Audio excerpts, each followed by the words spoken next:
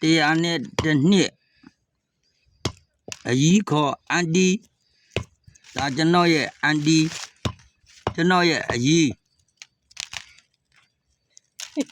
အသက်ကတရားနဲ့တစ်နှစ် လိုက်ဝတ်တဲ့ကုန်ပြီ အသက်ကတရားနဲ့တစ်နှစ်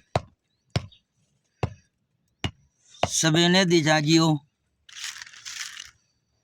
တောင်မွေးလွတ်ပါတောင်မွေးကင်နေမလို့သေးဘူးအသက်ကတရားနဲ့တစ်နှစ်ကျွန်တော်ရဲ့အန်တီပါအညာခေါ်တော့ကျွန်တော်တို့ရဲ့အကြီးပေါ့ဗျာကျွန်တော်အဖေနဲ့မောင်နှမပါ16နှစ်ကလေးလာကြာနေရပဲတရားနဲ့တစ်နှစ်တဲ့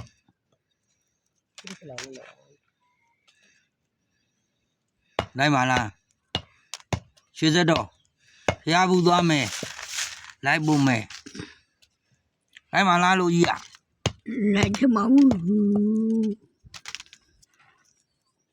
ပြန်စင်းလိုက်မှာလို့ပြော ကန်စင်လဲလိုက်ပါလေ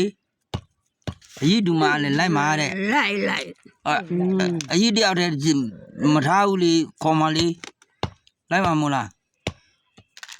ဒီနေ့နေက မတော် အဲ့လိုဆိုဘယ်သူနဲ့နေမအောင်ဘယ်သူနဲ့နေမအောင်တဲ့ဘယ်သူနဲ့နေမအောင်